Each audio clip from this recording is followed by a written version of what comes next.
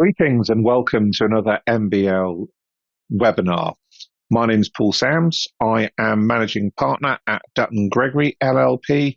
We're a firm of solicitors that are based predominantly on the south coast of England. We also have an office in Woking in Surrey and our newest office that's just 1 year old at the time of recording in Liverpool up in the northwest in Merseyside. I have been a property lawyer for all of my career, save at the very outset when I dealt with personal injury for a year or so.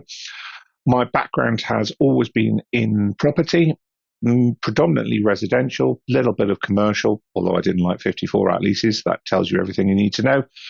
I have specialised in general residential property, having run several teams in relation to the same, dealing with standard sale and purchase, but with niche interests in new build property in particular, and the nuances that go with that, along with leasehold enfranchisement work, so lease extensions, sale of freeholds, and relevant to this webinar today in relation to equity release mortgages. I've been dealing with them for quite a long period of time and have seen the trend of where things have gone really well, where things have not gone so well in the market, and the issues that surround them.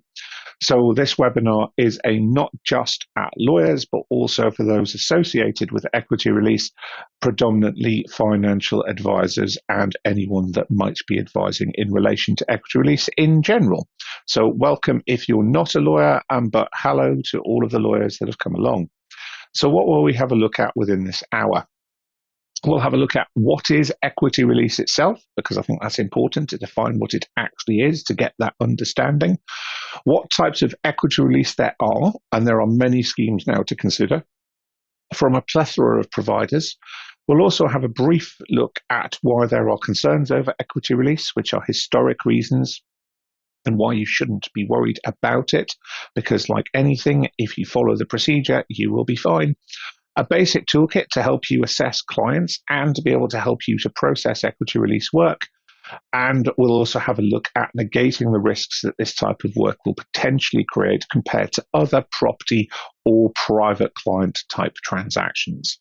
I say that because although this is predominantly a property transaction, there are many elements of equity release that cross into private client law.